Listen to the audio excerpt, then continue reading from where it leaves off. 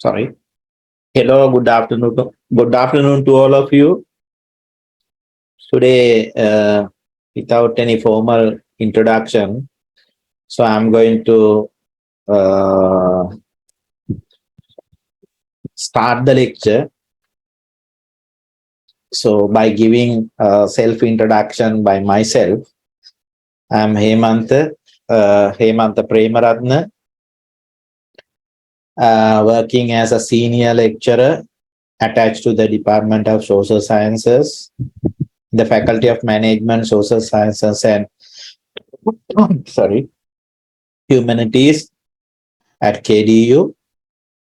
Uh, so I graduated from Premarathne University, and my major is economics and statistics, as you can see here.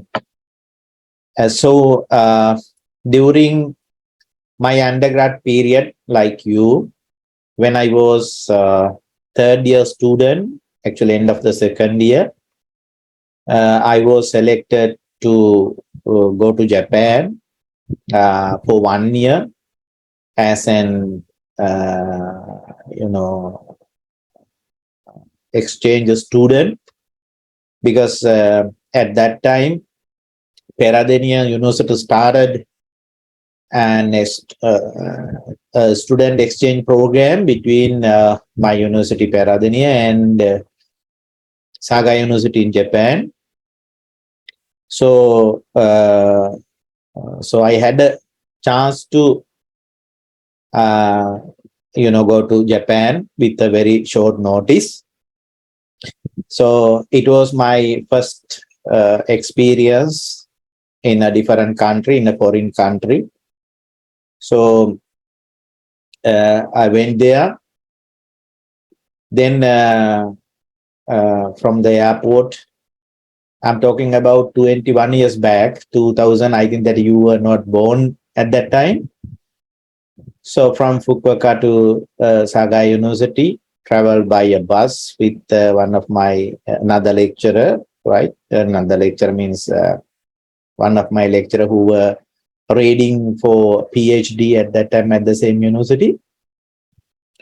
So at first I surprised, right, by getting the experience of traveling by bus, not by bus, and by reaching the destination on time. That was not 6 or 6:15. I remember 6:23, right? If it is 6:23, 6:23 there. So in Sri Lanka, I had not got that kind of experience, because train, buses, all were delayed, right? 20 years back, 2000, right? Sometimes we were waiting for 30 minutes, 1 hour to get a train, and even for a bus without knowing the time we were waiting for that. So I was really surprised and shocked by getting that, experience, right? So then after that, while telling this story, I'll come to this point actually that we are going to discuss today. Then I stayed in a place called International Student House nearby university. So I was there in a room in the 5th floor. So the same day, next day, I guess, in the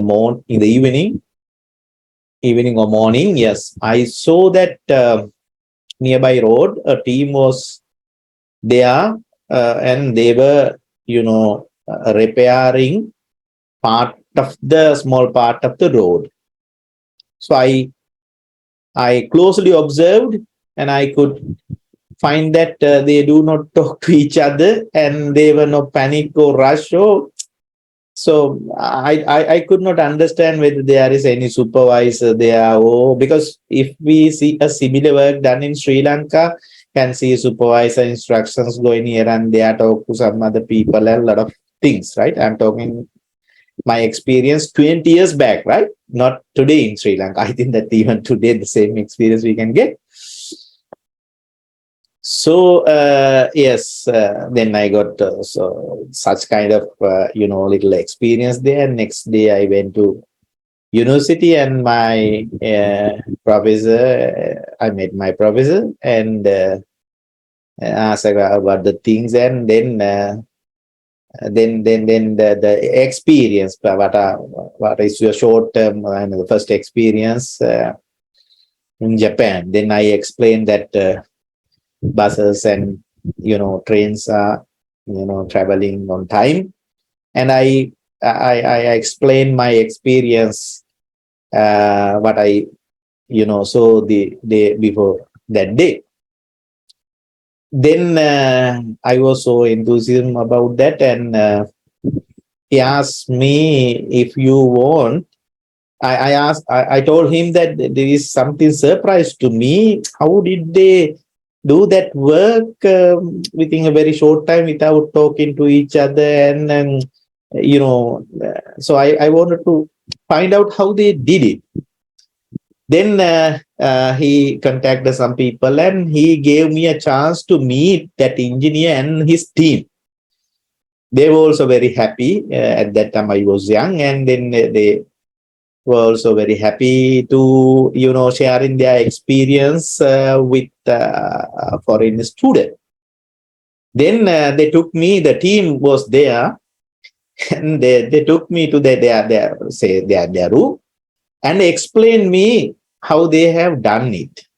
So I observed that they have done preparation well. They have conducted kind of research and observed the time, right? The proper time, right? Considering the travel in the vehicles. So they selected a particular date and time which with the traffic was lower, and they had a discussion, and they took the photos at that time, and they studied the things to be filled, and they have already decided the mixture and the role of individuals, and then they have estimated even time, right? So we starting by say 7 o'clock, and by 8 o'clock we have to finish it. So they have calculated their time as well, right? Then I observed that, yes, and I understood that the preparation is very important, right?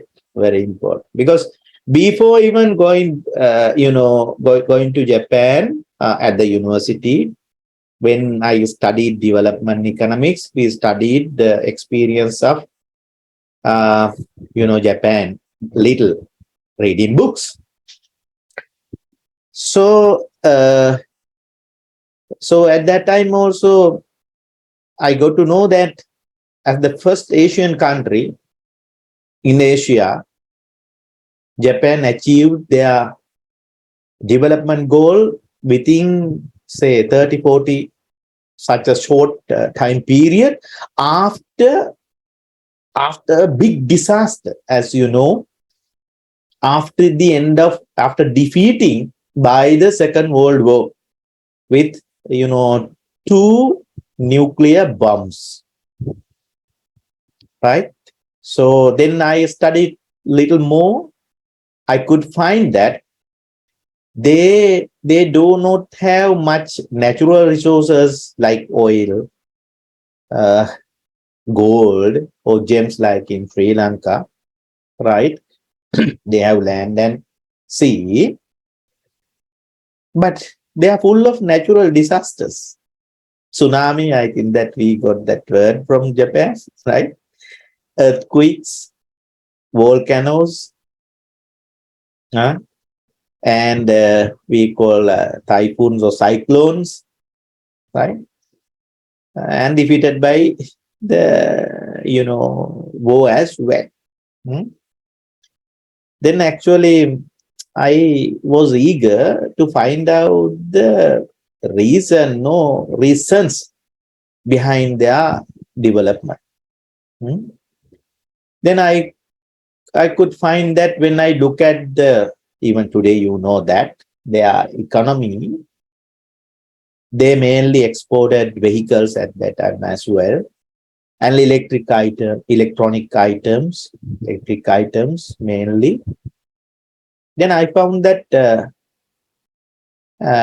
the inventors of such commodities were not Japanese, right? For example, if you take radio, right?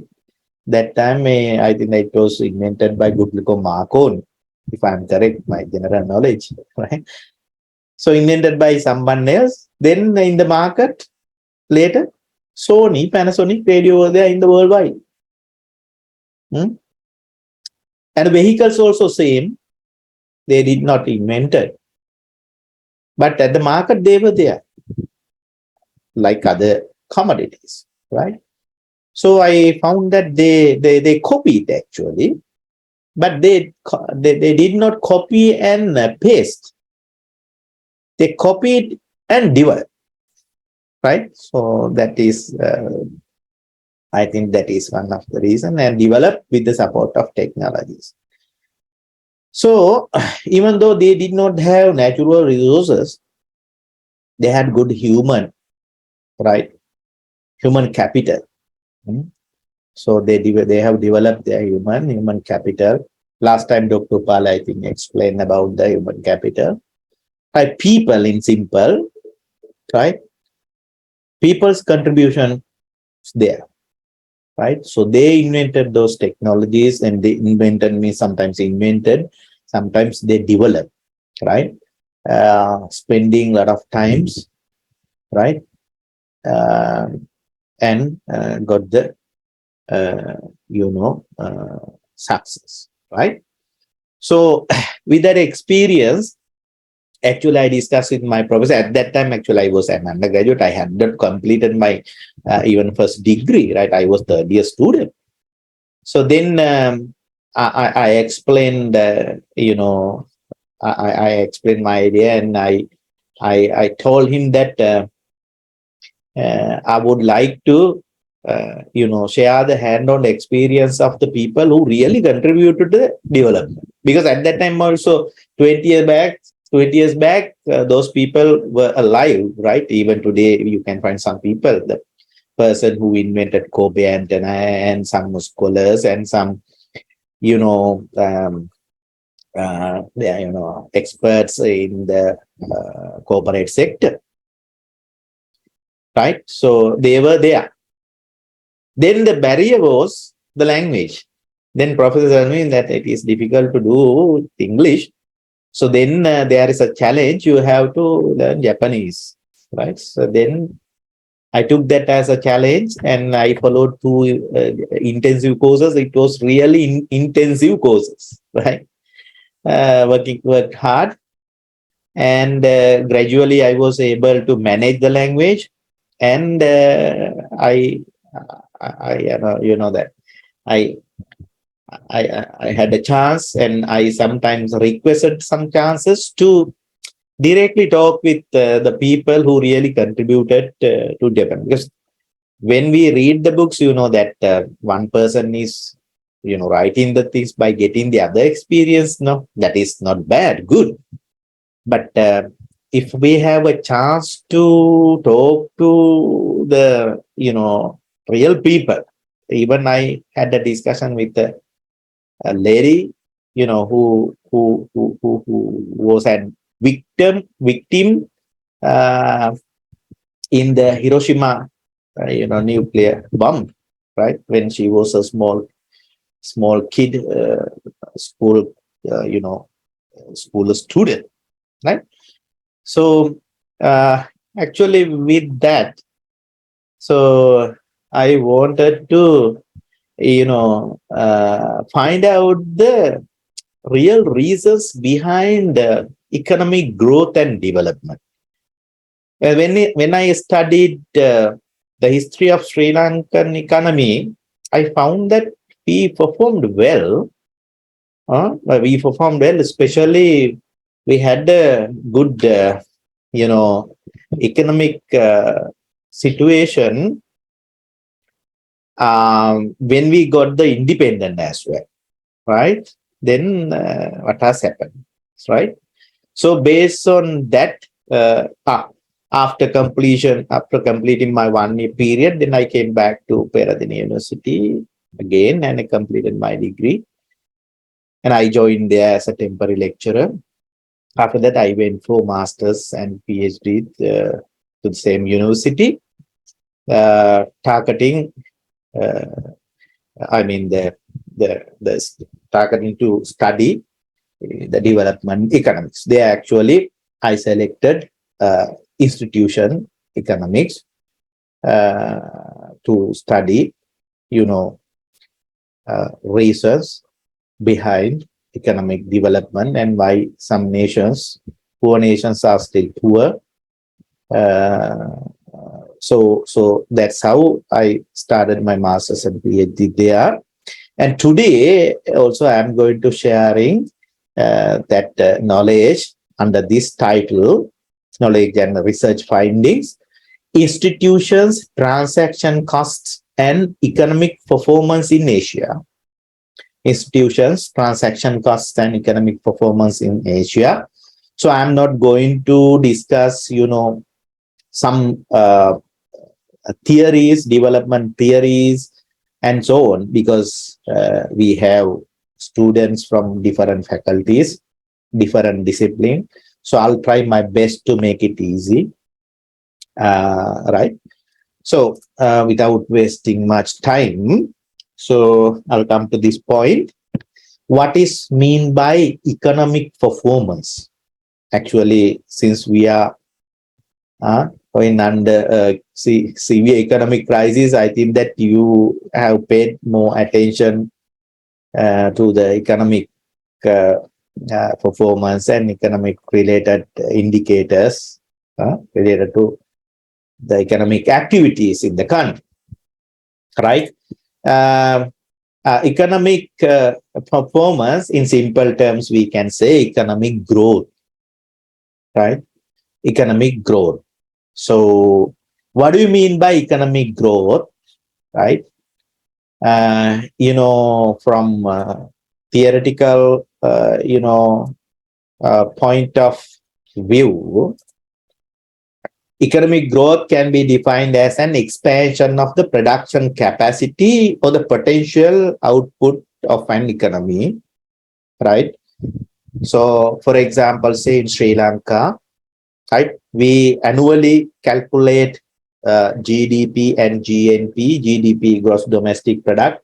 In simple terms, we calculate the value of goods and services produced in this country annually, right? So to go for a growth, we have to,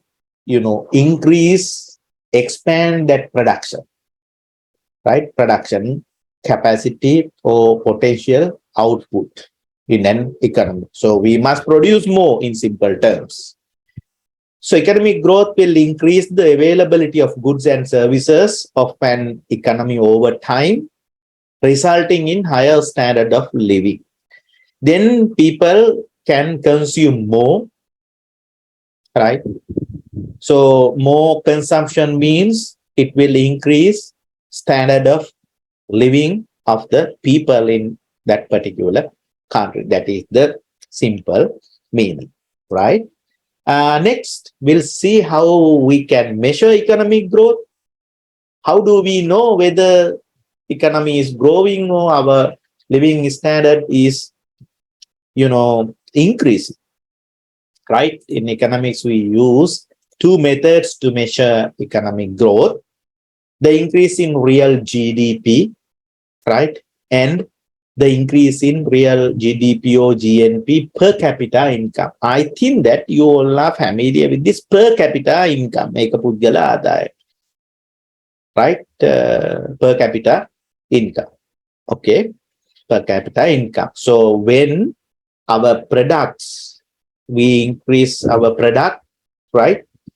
Sometimes we can export more to some other countries and we can earn more money, right? So that total income divided by median population, and we can calculate per capita income, right? One person income.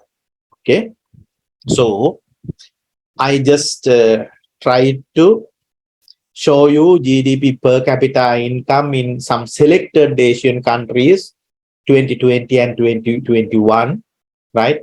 Here you can see the per capita income in South Asian countries. Some selected, most of the South Asian countries are here, including Sri Lanka. I have marked it as red color. And other Asian countries, East Asia, you can see their levels, right? This is in US dollars. So I'm sorry, I could not put the numbers here. Our one is closely, say, 4,000, right? So Indonesia and Thailand, Malaysia, China, and South Korea and Japan, their per capita income is very high. So you can see that, right? So in Asia, some countries are rich, some countries are poor, right? Today we can see that there is a big gap when we consider per capita income, right? If you just look at the situation in 1950s and 60s, right? Especially we got independence at that time, right?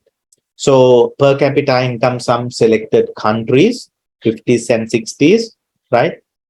You can see the situation in Sri Lanka, right?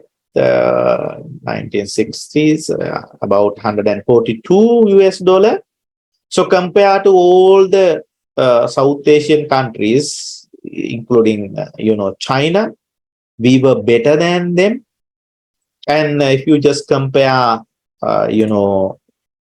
compare with other some selected Asian countries, South Korea, Malaysia, Philippines, Singapore, Thailand, we were better than Thailand. And, there were not big difference between South Korea, Malaysia, and even Japan and Singapore, right?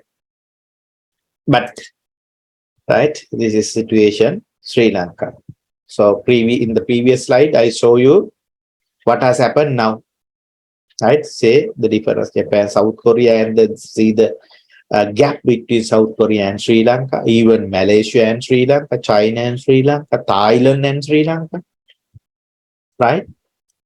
So, yeah, this is the situation, right? And if I just show you some more, macroeconomic variables, right? During the post-independence period in Sri Lanka, you can see that normally when we calculate GDP, we divide the entire economy into three sectors: agriculture, industry, and services, right? You can see that when we got the independence, you know that tea, rubber, coconut, and spices played as the agricultural product, played the big role in our economy as main export income, right? So agricultural sector contribution was very high. So you can see then gradually what has happened. Contribution of agriculture to the GDP decline, right? And other sectors increase. So there is a change in the structure of the economy, but keep in mind that still this is the contribution of the sector to GDP, but still you can see that more than, say, 25-30% of the labor force engage in agricultural activities in Sri Lanka directly and indirectly, right? And next, per capita income, right? You can see since the independence what has happened, right? It has increased in a slower rate, and after 2009, at the end of the internal war, it has increased, and 2020 goes down, right? This is Sri Lankan situation. And economic growth during the post-independence periods, you can see that the up and downs are there, right? Up and downs are there due after the 2009 end of the war until 2013. They are there to 12, right? There was increase. Then after that, then last year it was minus, right? So this is the pathetic situation in Sri Lankan economy, right? So, especially you know that Sri Lankan economy started a distressed situation in a level never experienced in its history in 2021 last year, right? So you can see that the critically low official reserves, dollars. I'm not going to explain this, but because you know this, lack of dollars, external debt payment stand still, right? Accelerated inflation for the first time, right? Inflation is increasing by day. Overshoot exchange rate, extremely low fiscal space, power crisis, hindering activities. And therefore, you know that last year we had the social and political unrest as a result. So if just give kind of snapshot of the Sri Lankan economy in 2021, even today, early, not that 2022, critical low official reserves, dollars. 2020, we had, 5.7 billion, but 2021, becomes 3.1. Decline, external debt payment standards, right? You can see what has happened compared to 2021. Situation was more. Even in 2020, it was not a small problem, right? So continuously there. And inflation, right? So you can see that inflation is not in a moderate level, right? We are experiencing higher experience, right? Higher experience, higher rates, right? Overshot exchange rate, you know that from March 2020, our gradually increased, but how it was managed to keep below 200, nearly 200, but sharply increased. And today you can see that to buy $1 we have to pay more than 360-70 rupees. So exchange rate depreciated sharply. And extremely low fiscal space. Government does not have sufficient money, right, to cover up the even day-to-day expenses. So therefore, government is going to increase taxes, right, and then like that, external, right, fiscal situation is also not up to a good condition. And export and import, the gap is very big, right? Right? This is the situation. Then future prospects and issues. If Sri Lanka wants to achieve growth rate 9% to 10%, 11%, it needs to generate a high rate of investment in the economy equal to about 36 to 40% of GDP. Right? This was a study done in 2017 by Professor Sambarutam. But today, if you want to achieve this type of growth, I think that we need more than this. Investment. We need investment. Right? Local or foreign, right? We need investment to achieve high economic growth. So what are the options that we have? Receive aids and grants from Western donor countries. Can we receive aids, right, grants from Western donor countries? Sri Lanka is currently chooses not to receive aids and grants, as Sri Lanka is now low middle income country. So we low middle income country, but now we have become again low income country. But however, we cannot, it's difficult to continuously get the aids and grants. Sometimes, due to this situation, we are getting some aids and grants, but continuously we cannot get it, right? Borrow money from international financial institutions, maybe ADB, IMF. Most external funds come from borrowing from international financial institutions.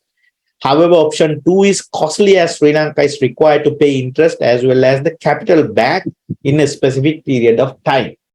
Even today, it is difficult to borrow money from international organizations or other financial institutions because we have to pay back, right? So rating has come down, so therefore it is difficult to go for this option as well.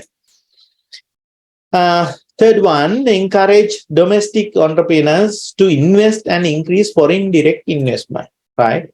So this can be considered as not the best, among the available solutions, we can consider this as most realistic choice, right? Because we have to fill that gap between export and import if we want to, increase export revenue, right? So we need investment. So domestically or foreign. So FDI, foreign direct investment, brings capital, machinery, equipment, new technology, know-how, and marketing networks. China, India have benefited greatly from FDI. So these are some kind of opportunities that we have to increase the production GDP and then the per capita income and go for a growth. So there are some other options like, say, getting government has planned some kind of temporary solutions as well to get more dollars into the country. Right, developing again tourism sector and giving more opportunities for our people to go abroad and send the remittances. But production, GDP production is also very, very important, right? So that was that. So by giving these slides, I just wanted to give you a kind of picture about Sri Lankan economy. Right, Sri Lankan economy and among Asia, where we are now, where we were and where we are now, right? Then next, since I'm going to talk about institution, right? So my topic is institutions and transaction cost and economic performance, right?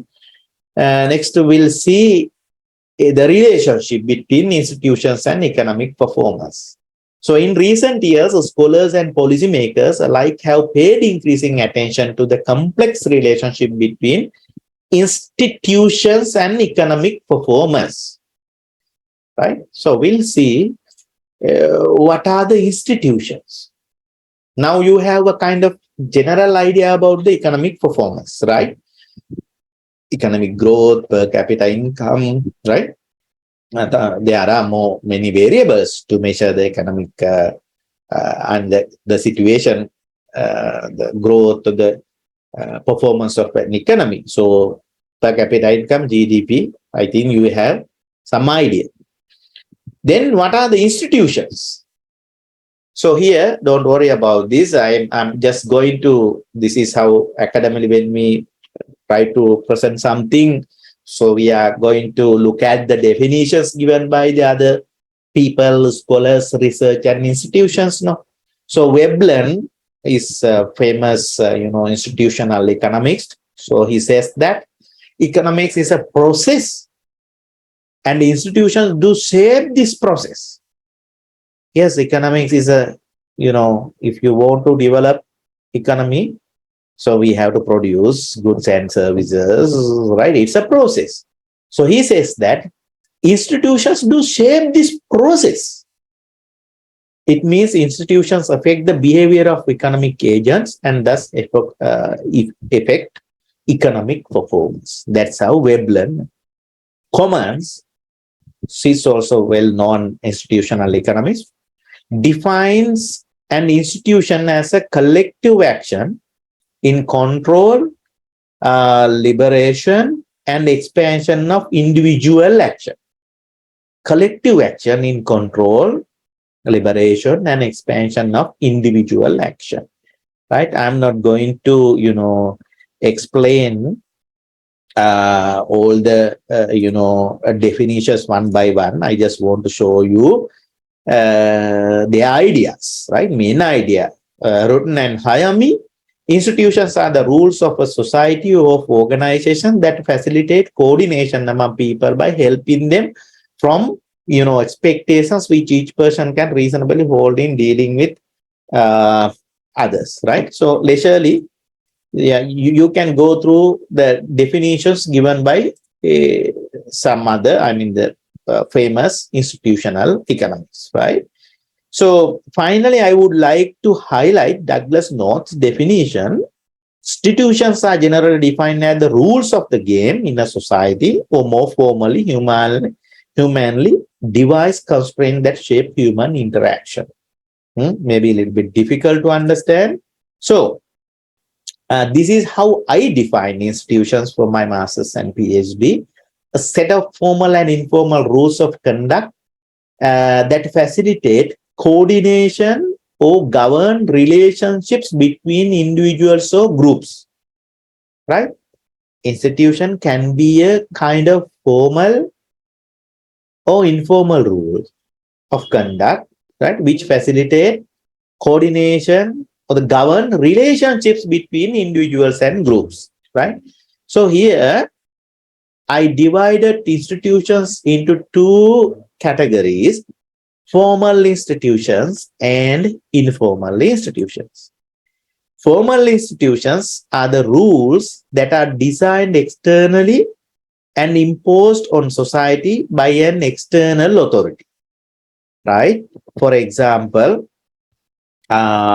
say any government institution, right? Say, for example, central bank, right? Or police, or administrative institute, government university, or any other institution, right? You can take any other institution, right? If it is related to agriculture Ministry of Agriculture Development, agrarian service centers, right? Universities, right? So rules that are designed externally are imposed on society by an external authority. So government created that one, right?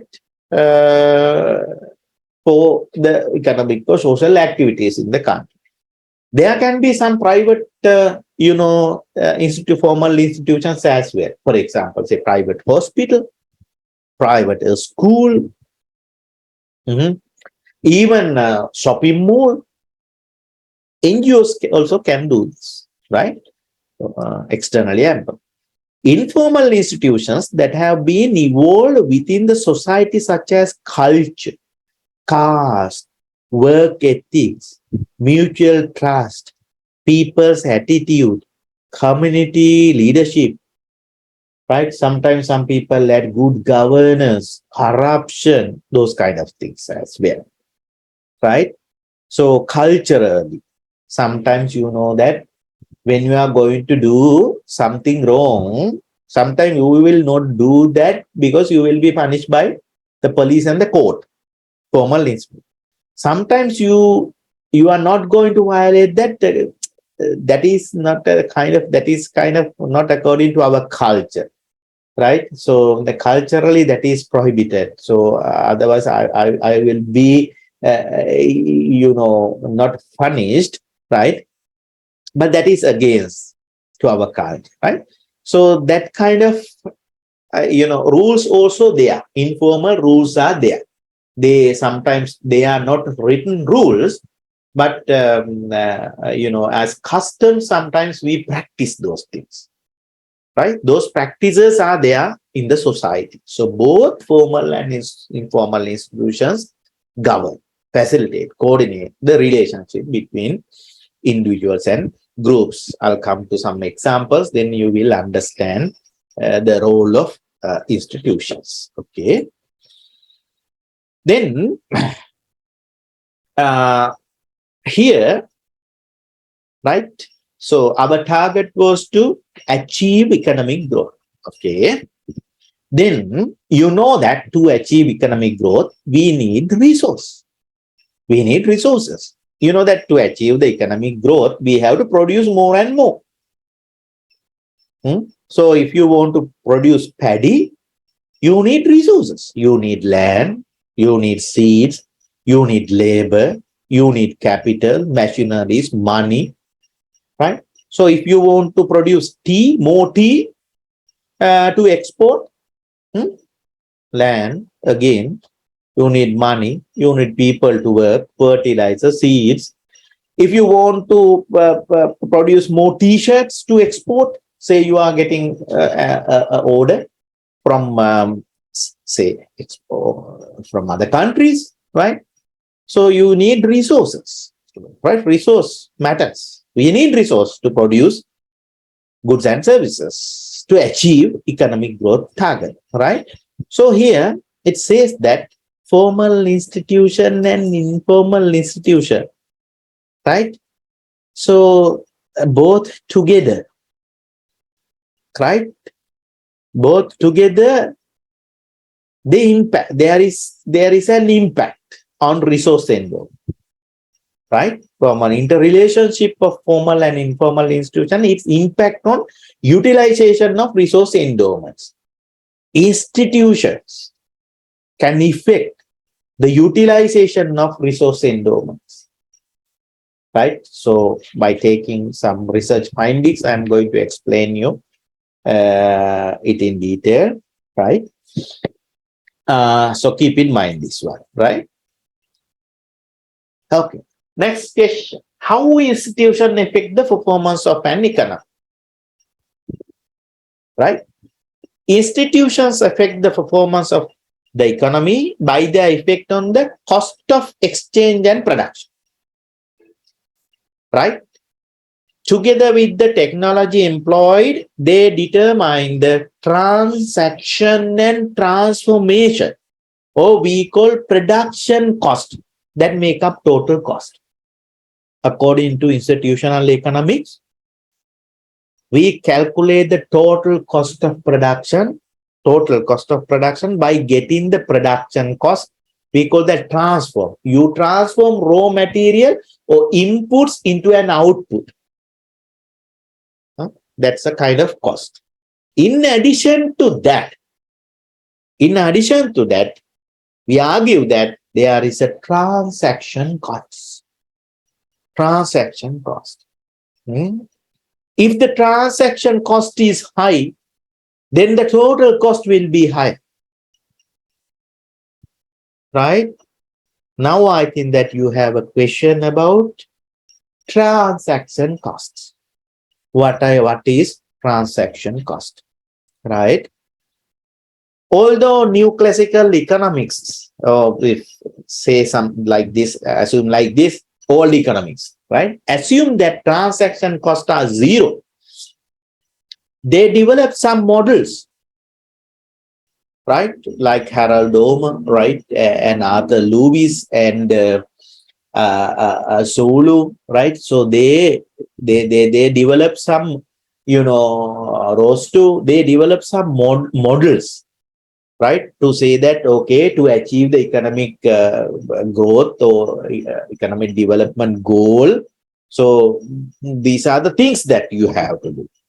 But in their analysis, in their theories, they have forgotten, or they consider transaction cost as zero. Considering transaction cost zero, they develop their models. But new institutional economics insists on the idea that transaction cost should be counted as a part of the cost of production. Part of the cost of production, right? So what is transaction cost? So there is actually Ronald Coase is the person who clearly explained about this transaction cost, and he got the Nobel Prize as well for this one, right? So cost that people incur when they exchange goods and services with others, right? The cost that people incur when they exchange goods and services with others. Okay, so give me a 1 minute, please. Give me 1 minute. Yeah, sorry.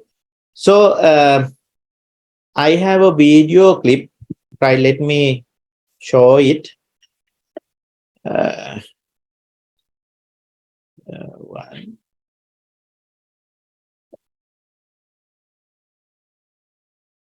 Welcome to the Essential Ideas of Ronald Coase. Hope you can hear.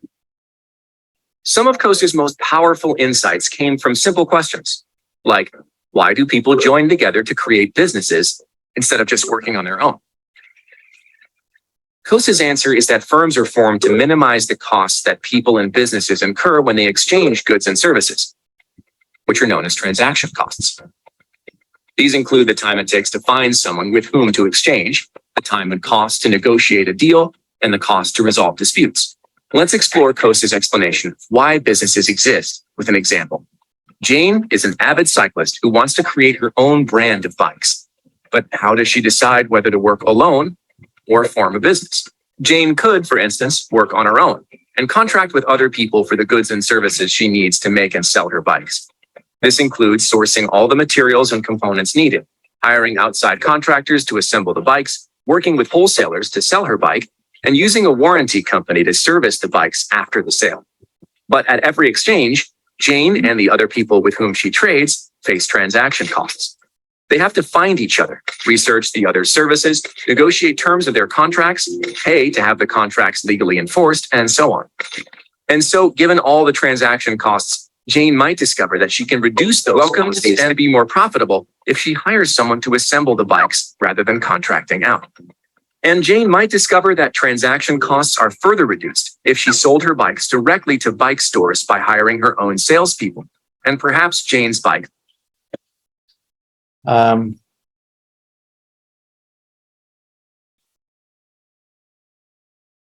Sorry, I have selected the wrong one, I guess, right?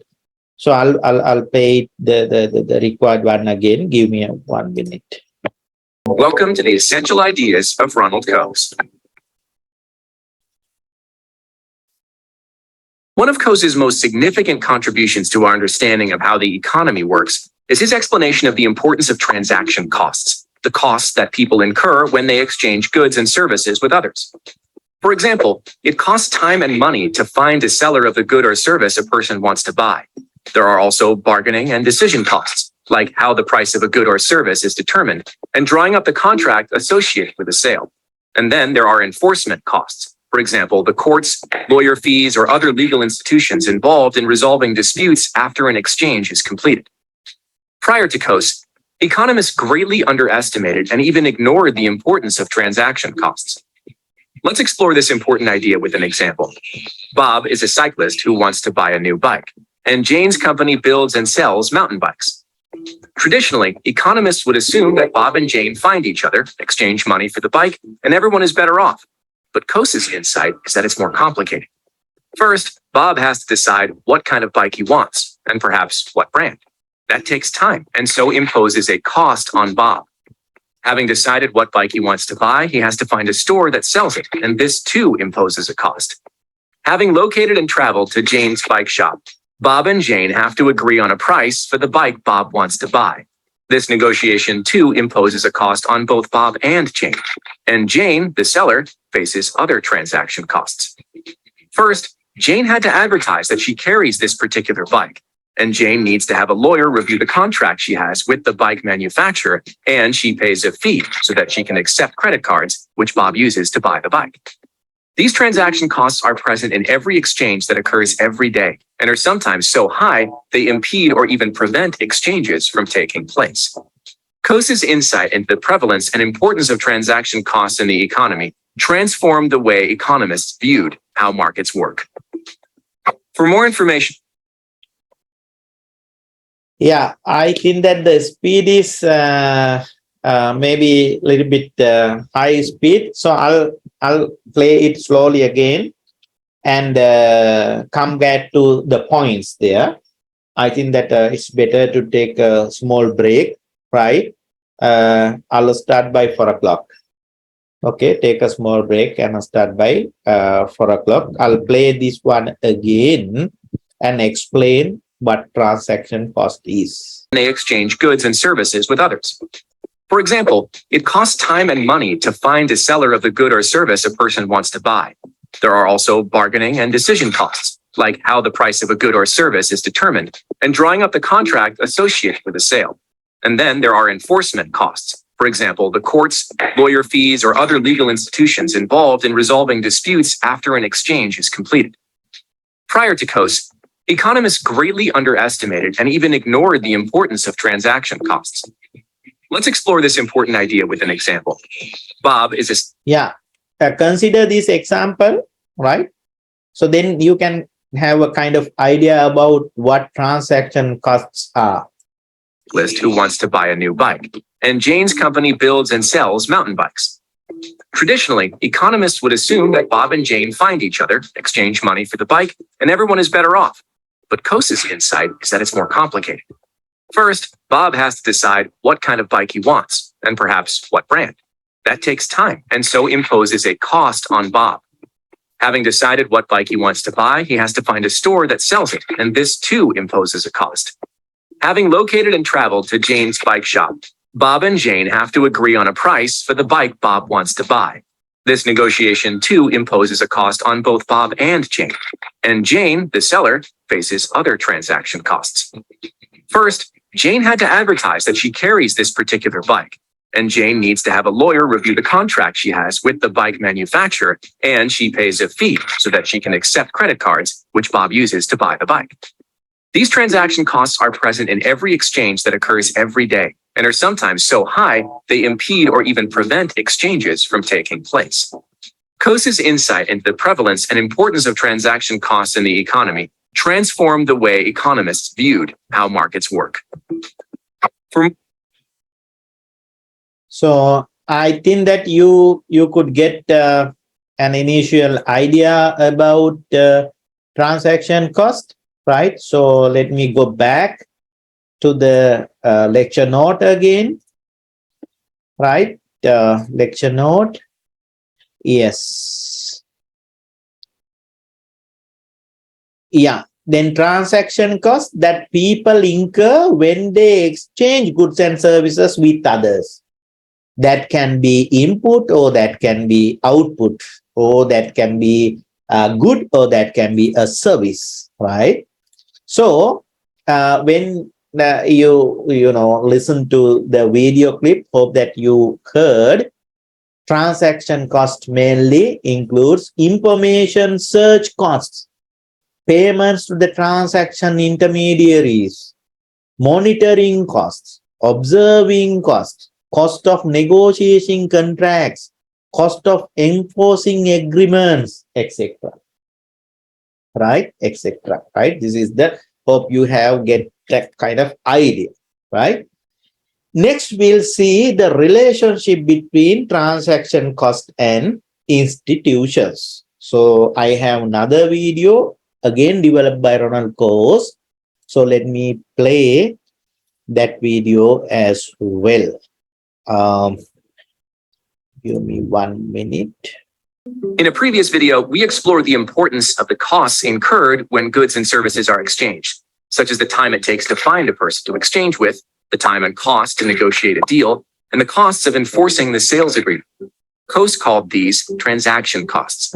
But he not only identified the importance of transaction costs, he also understood the way they shaped how the entire economy works.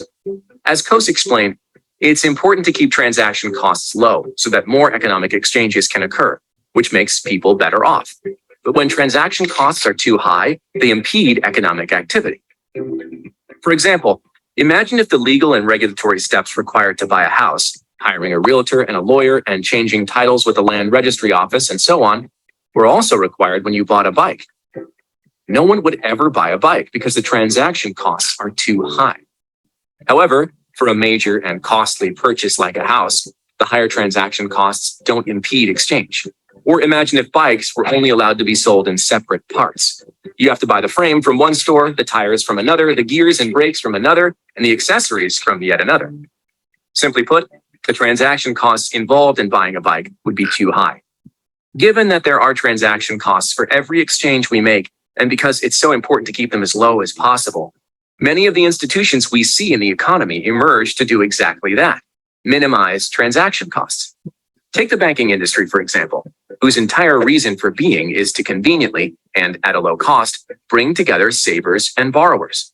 Without banks, the transaction costs for borrowing money would be much higher because it would mean borrowers would have to spend a lot of time and money to find other people interested in lending their savings. A more modern example is internet search engines, which reduce transaction costs by making it easier to find shops and sellers who offer what you're looking for. Online reviews too reduce transaction costs because they help would-be buyers identify better, potentially more trustworthy sellers and service providers. Coasts not only identify the importance of transaction costs, but also how businesses and institutions designed to lower the costs of exchange are all around us today. Hope you got an idea about the relationship between institutions and transaction cost. Actually, we build the institutions to reduce the transaction cost. For example, if you take that bank example, say you want to borrow money, right? If you don't have a bank, it is difficult to find out the people who are ready to lend you, right? In a formal way, right? So then bank as an institute facilitate you to reduce the transaction cost of, getting finance or capital, right? So that is the thing. So institution should be there to reduce the transaction cost. Okay. So I'll stop sharing this one. Right.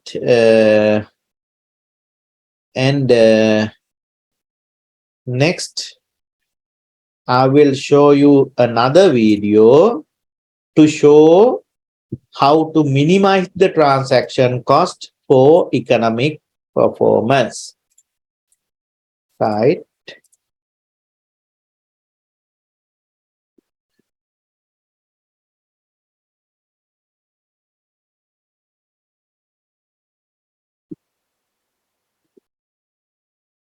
Welcome to the Essential Ideas of Ronald Coase. Some of Coase's most powerful insights came from simple questions, like, why do people join together to create businesses instead of just working on their own? Coase's answer is that firms are formed to minimize the costs that people and businesses incur when they exchange goods and services, which are known as transaction costs. These include the time it takes to find someone with whom to exchange, the time and cost to negotiate a deal, and the cost to resolve disputes. Let's explore Coase's explanation of why businesses exist with an example. Jane is an avid cyclist who wants to create her own brand of bikes. But how does she decide whether to work alone or form a business? Jane could, for instance, work on her own and contract with other people for the goods and services she needs to make and sell her bikes. This includes sourcing all the materials and components needed, hiring outside contractors to assemble the bikes, working with wholesalers to sell her bike, and using a warranty company to service the bikes after the sale. But at every exchange, Jane and the other people with whom she trades face transaction costs. They have to find each other, research the other's services, negotiate terms of their contracts, pay to have the contracts legally enforced, and so on. And so, given all the transaction costs, Jane might discover that she can reduce those costs and be more profitable if she hires someone to assemble the bikes rather than contracting out. And Jane might discover that transaction costs are further reduced if she sold her bikes directly to bike stores by hiring her own salespeople. And perhaps Jane's bikes become so popular and the transaction costs associated with working with bike shops become high enough that she discovers it's more profitable for her to open her own chain of stores and hire her own sales staff. Jane's decision to create a business instead of working alone, and then when and how to expand are all linked with reducing transaction costs, which make her business more profitable. And for Coase, that's why firms exist, to minimize transaction costs. Coase's insights into the nature of firms spark. Right. So firms should dare to minimize the transaction cost, right? That is the objectives of having institutions, whatever. It can be a bank, it can be a private institution, school, right? So whatever it is. Okay. Let me share the lecture note again. Right. So minimizing transaction cost is important. So formal institutions are there. to minimize the transaction cost. So since I cannot, discuss all the sectors and every, the sectors and every institutions, I'm going to share my research findings with you, which mainly focused on agricultural sector in Sri Lanka, right?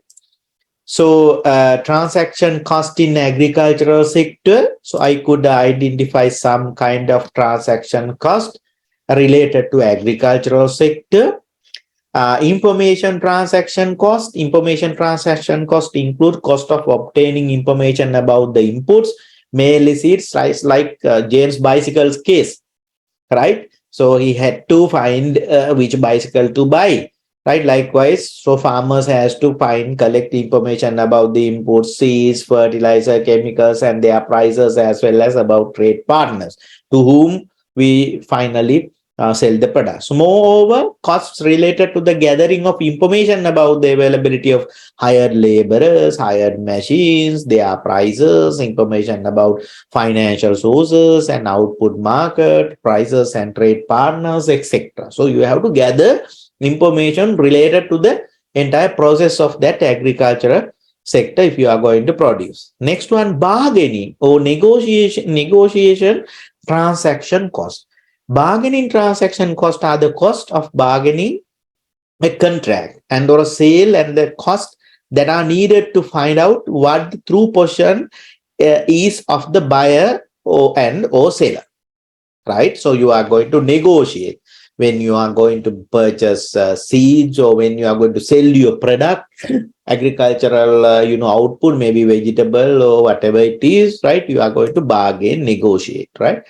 Monitoring and supervision transaction cost. Monitoring supervision cost can arise because of the need to monitor, supervise the process to be sure that everything is going well with the agreed terms, right? So when you hire labor, right, you have to monitor when machines are working there. So you have to monitor, right? So monitoring and supervision transaction cost mean here mainly time and money. Coordination transaction cost. Coordination transaction costs occur when farmers coordinate various agriculture related activities. Verification and certification transaction cost. Verification and certification costs arise when a government authority has to approve the transaction, right? If you are going to export something, some agricultural product, so specifications are there, verifications, certifications, right? Contract formation and enforcing transaction cost. So the cost of contract formation, verbal or written, and enforcing the contract, right? Sometimes when you borrow money from the formal institutions, so if you are going to borrow money from informal way, right? So you have to have kind of contract. So if you are going to sell your product to some particular company, then there should be a kind of contract, right? So likewise, enforcing contract, those kind of transaction cost activities are there.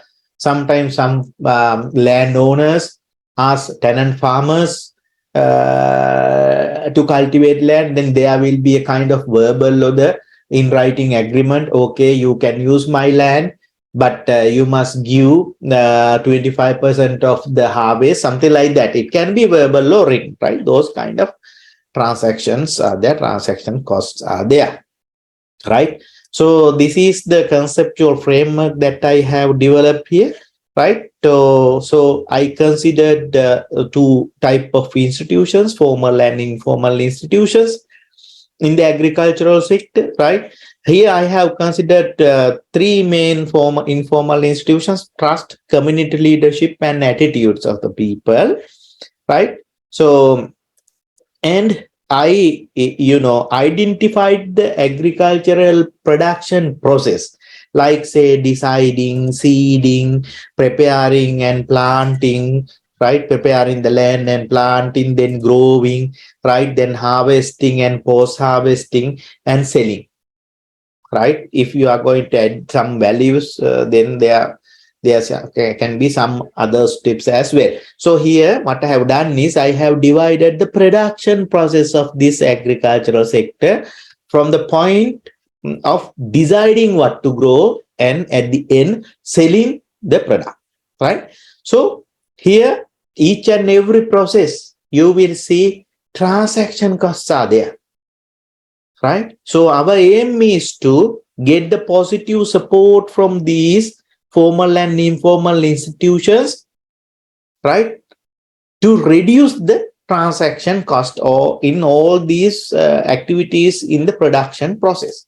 So this is considered as institutional outcome. So if we can reduce the transaction cost, it will help us to get the optimal use of the available resources, and it can create higher productivity, and it will increase farmers' income, and finally, in long term, it will lead to agricultural development, right? You can apply this process for any sector, maybe education, maybe service sector, maybe hospitals, or whatever it is, right? You can just apply. Here, I would like to highlight the impact of, I wanted to highlight the impact of informal institutions, right? Because we have already established formal institutions in everywhere in related to many sectors. For example, if you consider the schools, yeah, schools are there. Universities, actually limited universities are there, but when it comes to other some institutions, right, banks, branches, right, so we have to some level we have, right, informal institution and transaction cost, trust and transaction cost. So trust increases the strength of cooperative relationship and hence reduce transaction costs, right? So if you build a trust with someone else, right, then negotiation costs are lower when people trust each other. So you know that person.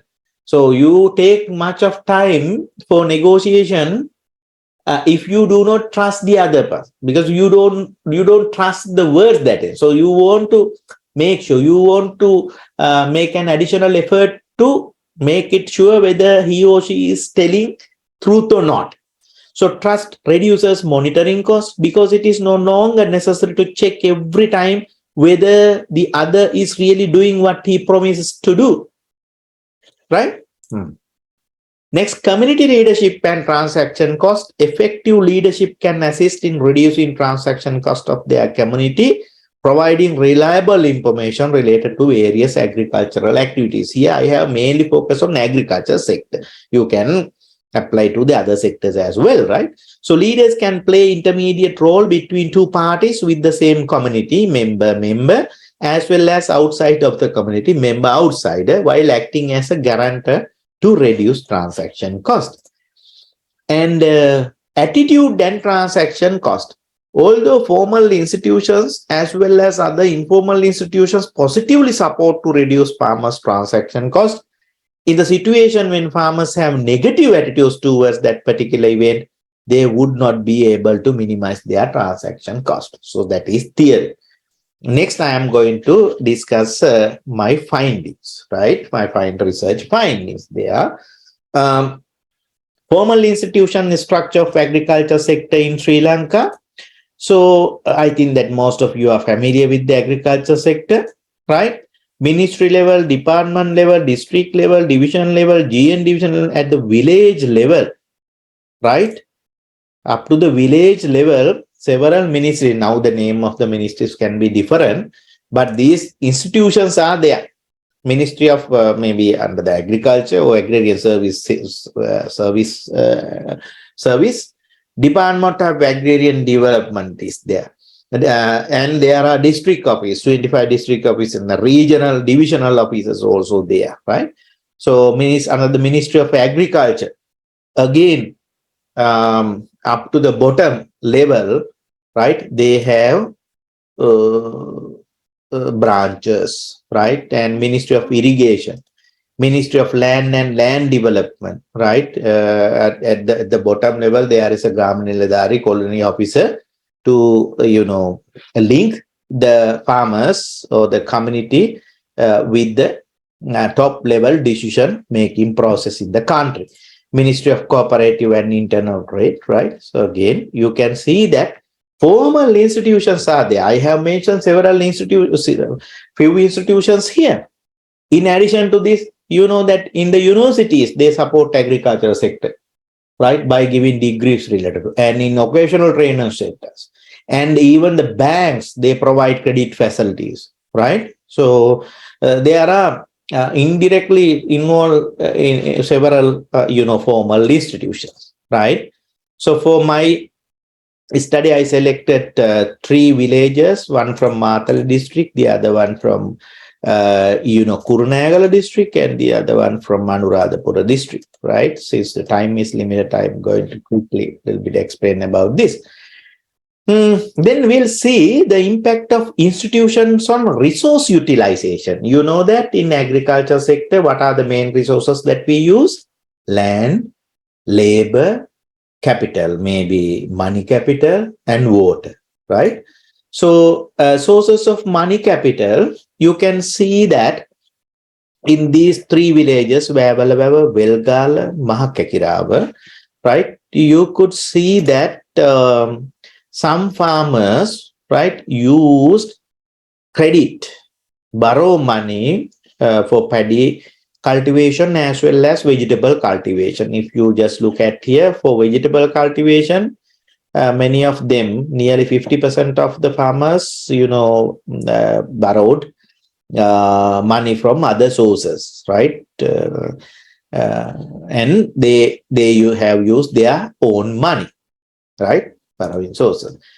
So contribution pattern of the formal and informal credit of cultivation practices, you can see that formal banks are there, but you can see that majority of them have taken loans from non-bank, informal sources. Maybe borrow from money lender, maybe borrowing from friends, right? Even though the formal institutions are there, banks are there, they have not used, right? Formal. Even for vegetable cultivation, you can see that they have. You know that in the informal market, interest rates are very high, right? So interest rate high means the cost of the borrowing money will go up. That will affect to their profit. Profit will be less, right? And farmers view on the in the process of cultivation loan granted by the state banks, right? So here you can see that information we discuss about information cost. No? So farmers, those who have borrowed money from the formal sources, they have taken information from their fellow farmers and other friends. So from the bank officers, a little, 1/3, 30% nearly, right? Normally that is the responsibility of the bank, no, to aware the persons, the farmers about the credit facility. So see what has happened. Finding a guarantor. When you borrow money from a formal sources, you need a guarantor. So majority of them said that they were it was very difficult to find a guarantor, right? And number of terms you visited bank to submit loan application. See the transaction cost 3-4 times, 5-6 times, right? So they have visited banks to submit the loan application, right? Waiting time for getting the loan, sometimes 30 days, 40 days, right? So whether you received loan before starting the cultivation, so majority of them said no. Majority means large number of people, in majority in Avalava and other areas. So this will discourage them to, getting loans from the formal sources, right? It will affect to the cost. Final. So if they cannot get the loan on time, how do they start their cultivation? If there is a delay, then that will be also that delay. So will be another additional cost, because it's a kind of seasonal thing, right? Some people cultivate according to the rains, or the environmental climate changes matters, right? Season matters. right? So that is a kind of a problem they had. Transaction cost of land utilization. So I found that majority of the people in called Vavala, this is a little bit remote area than the other two, villages, right? They are using lands without deed. Other two villages, yeah. So only say 20%, 25% are cultivating without deed, but here without deed, right? So the inefficient function of formal land institutions has increased the transaction cost of obtaining proper legal land rights. That matters for their production.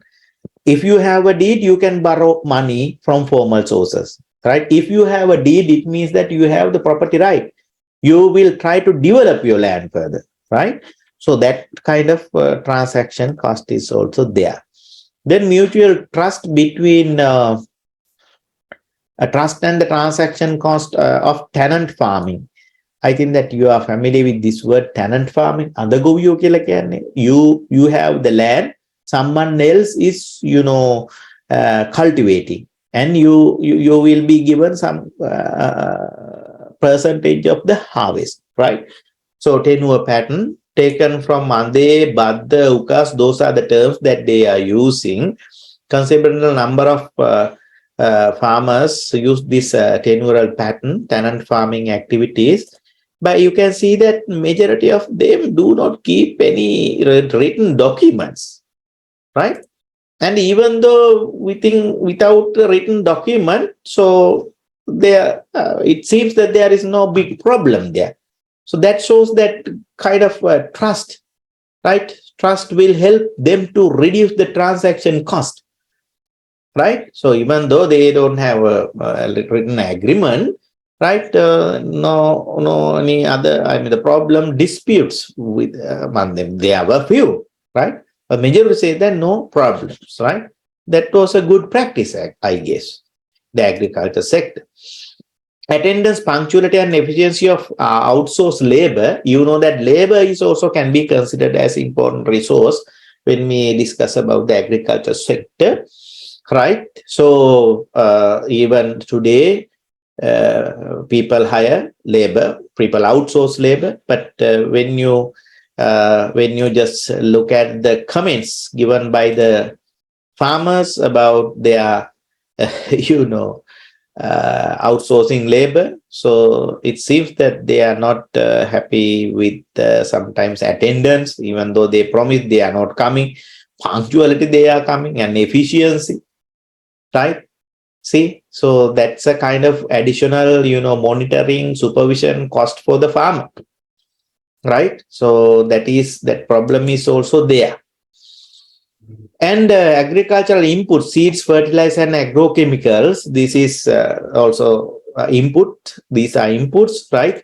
So here you can see that they are getting the information about seed from the informal sources, not formal sources, right? Even though there is a particular officer appointed by the Agrarian Service Center and the Agriculture Department, they are getting the information from the informal sources. Sometimes they have their own experience, right? And fertilizer also informal sources and formal sources, because this the fertilizer subsidy program was there. People are going to meet the agrarian, the agriculture officer in the Agrarian Service Center, and had a discussion and sometimes get the opinion, because government is giving free fertilizer. That's why they are. Agrochemical case, it is a little bit a big problem. Actually, they are collecting information from the agrochemical sellers, private sellers in those shops, right? So they don't have much education related to this. What they say, what they do is that distribute whatever the companies give them, right? So therefore, there is a problem here by getting the information. The reliability of information is a big issue, right? Even though formal institutions are there, people are depending on the informal sources. It's a problem actually. And next, experience of using hired machines for cultivation practices, Yala, in that particular year, even though that data was, this one is old one, still the similar problems are there, right? So using hiring machineries, yes, now many people are using hired machineries, right? Yes. Problems of using hired machineries, finding hired machineries, yes, difficulties are there. Punctuality of hired machinery is bad, right? Efficiency of hired machinery is, right? Efficiency, that is not a big problem. Quality of the service also not a problem, but finding hired machineries, punctuality, that's also kind of additional transaction cost when we consider the transaction cost, right? Then trust between farmers and officials and the improvement of technologies, right? So I found that in a particular one village here, 50% of the farmers said that they have changed their seed related, introducing new seeds and cultivation methods during last 5-year period. But see, from whom they got the advice, majority from the sellers in town, input sellers, the private sector, and after that agricultural officer, right? So informal sources to instruct the fertilizer and the applications, right? That is, they are from the agriculture production and research assistant appointed by the government, because farmers are going to agrarian service center to collect fertilizer. Therefore, they meet them and get that.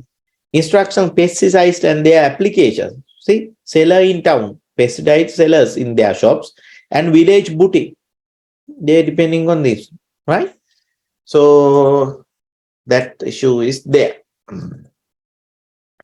And one more point. Next, I am going to highlight the community leadership and agriculture.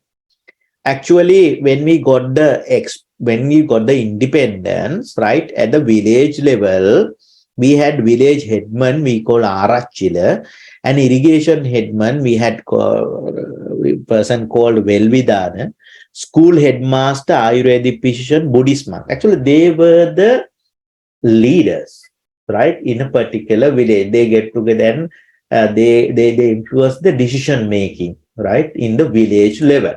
Even outsiders come to village, they basically deal with the village headman. He was the head. He had the power, right? So village headman work with the other people here, right? And basically village headman and irrigation headman were responsible for the agricultural activities, right? When it comes to 1970s, what happens? Village headman becomes village officer, right? Same person rank is there. Irrigation headman, cultivation committee was there. School headmaster, Ayurvedic physician, right? Buddhist monk was there. 1977, village officer, right? Gram Sevaka, cultivation officer, right? And special service officer were appointed, and Buddhist monk were there, right? And when it comes to 1989 and this period, again, village officer appointed by the we call Gama Niladari, right? Were there. And newly appointed during that time, that regional councils were established, right? We call Pradesi Sabha. So member of those regional councils were in some villages not there. In this particular village, finally, 2005, you can see village officer, welfare officer appointed by the government. Oh, Samurdhi Niladari kila welfare Samurdhi, village officer means Grama Niladari, and agricultural research and production assistant, right? And member of provincial council were there in that particular, village. Retired school principal, Buddhist master. So they were the people, right, who were considered as the leaders of that particular village, right? So I have another story. When we collected the data, right, from the people in that particular village, right? So we met one senior farmer, and we asked, if you have a problem, how do you to whom you are going to tell it, and how do you get the government information? Then he said that in 1970s we had the government officer called Vaganiladari, cultivation officer. Then after that we had Govini Amaka. Now there is no one is there. Actually, one person is there. His name has been changed. Agricultural Research and Production Assistant. It is very difficult for them to read this. Krushikarma Parveshana Sahakara Niladar. Very difficult for them. So they think that now we don't have such officer. Officer also, transferred, and up to this point, actually there was someone from the same village or village nearby, from a village nearby the farmer's village. But here, transferred, then that agriculture research and production assistant was coming from another, totally from another department by bus. And he was there only for 3 days. So they are not familiar with the farmers, right? So likewise, you could see that community leadership has gradually changed, right? Now, you know that at the beginning, when there was an Arachula, he was respected by all the villagers as the village headman. And he had power to do that. Power and people's acceptance, or we call leadership, both were there.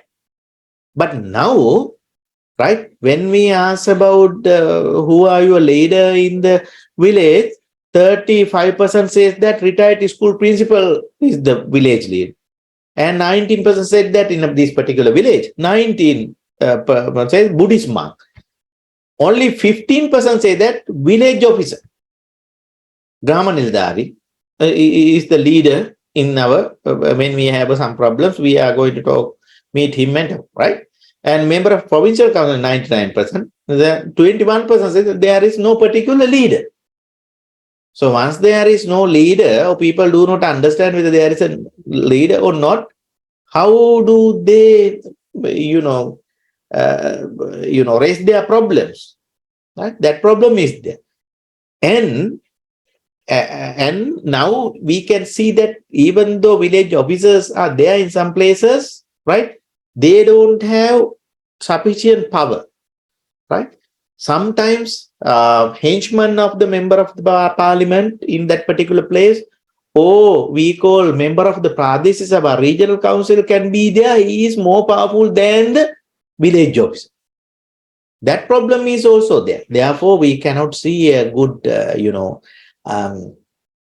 community leadership in the rural sector. That is a very big issue. Actually, even during the British people, they do not change that system. They appointed new, we had Arachila, Korala, and these are, so that kind of structure, introduced by the king was there. No? So they just put one of their representative at the top level without harming that channel. Right now, this is a big issue, right? And attitudes and agricultural activities. So yeah, running the time, you can see that there are decisions related to what to select, right? So normally they when they select the vegetable cultivation, they consider then every other season we cultivate this. Therefore, we cultivate. That is the attitude there. The higher price at the market when it was planted. For example, say if the price of pumpkin is higher now, so this season we are going to plant pumpkin. Neighbor farmer in grow the same vegetable. Sometimes say one of your neighbor farmer cultivated tomato last time, and he could get a good profit, because at that time the supply of the tomato may be lower, therefore price of tomato. So this time following him, everybody is going to cultivate tomato. Then what happens? Supply will go up and price of the tomato can go down. We don't have a kind of, controlling mechanism, even though it is very easy. In Japan, I found that there is a particular place called JA, Japanese agriculture.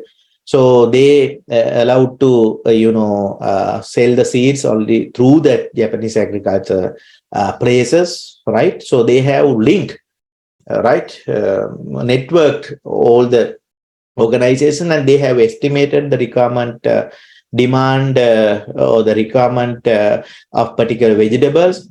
If farmers try to cultivate more than that, they advise them, don't grow vegetable or say tomato this time, because we have already sold sufficient seeds, and try to find another different. So with the technology we can do that, but still we don't do this, right? Therefore they are getting higher transaction cost. And this is the farmers' negative attitudes towards borrowing money from the formal sources, right? And farmers' attitude towards water and water resource management.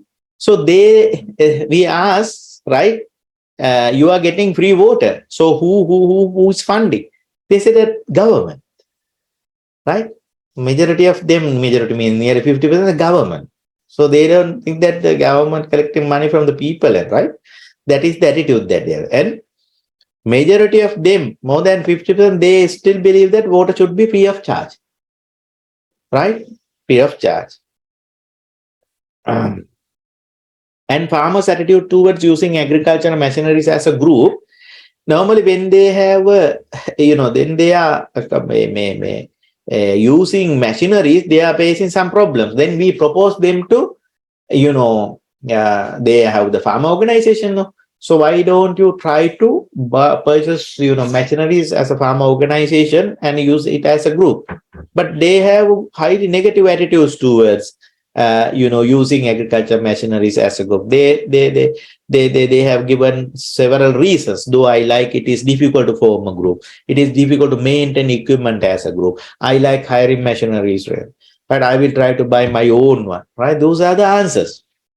But even though it's a developed country in Japan, farmer organizations, they have machinery. So you can simply, borrow them, right?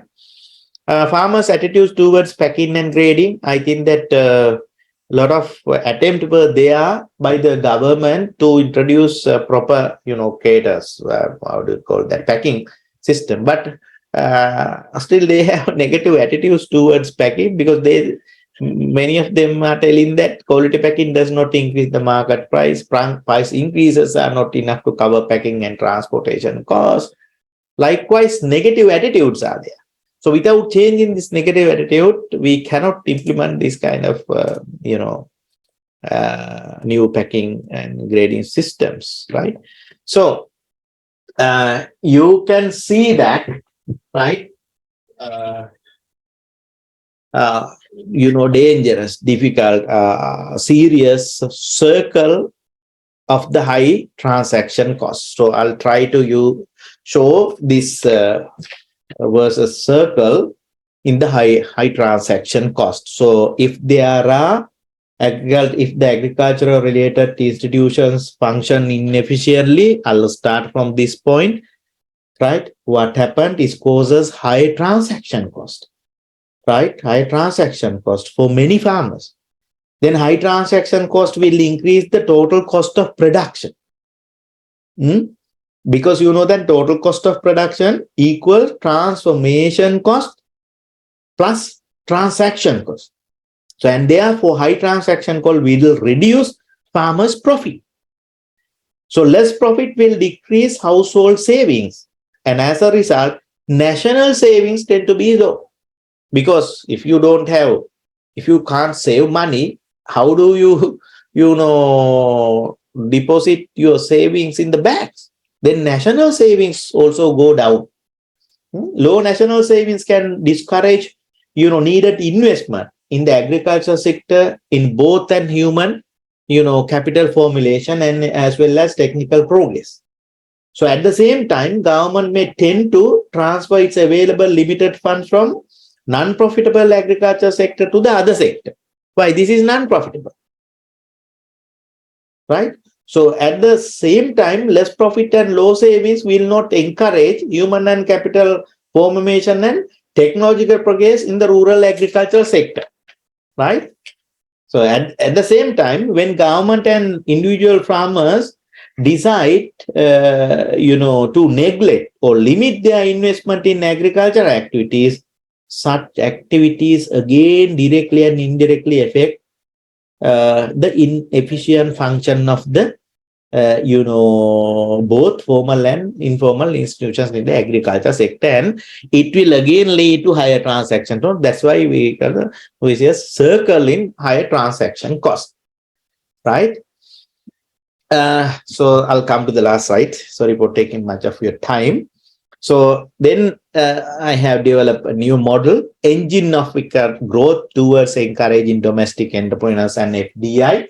So whatever the sector, I have taken agriculture sector, you can discuss about the direct investments and entrepreneurs and service sector, the other sectors, right, as well.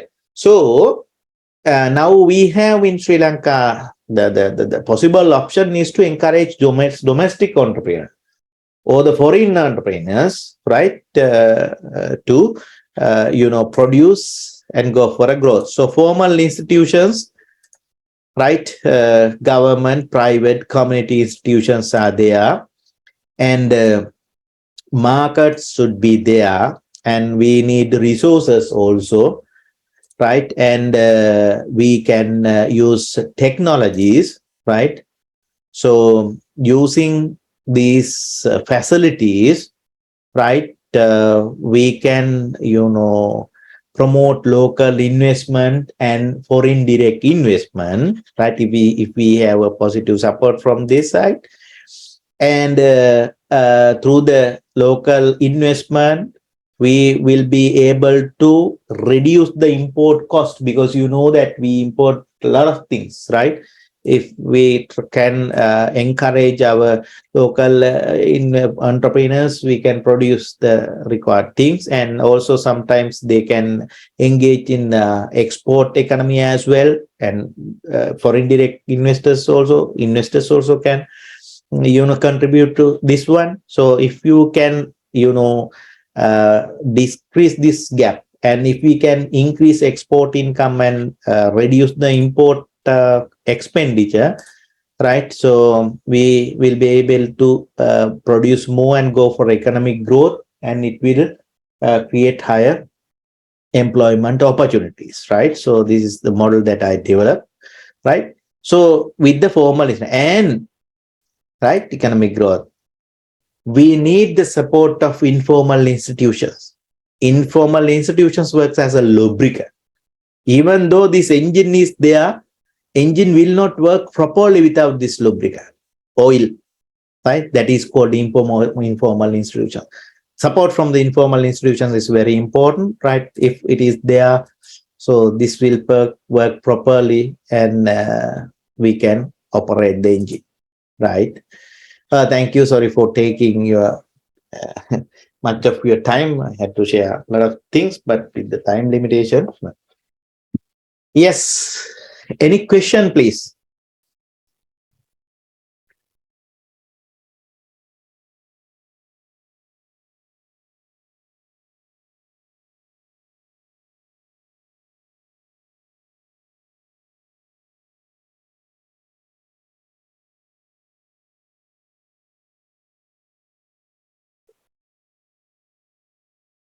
No questions? So if you don't have question for the moment, you can send your questions to our common email address, right? And yes, thank you for listening to my presentation.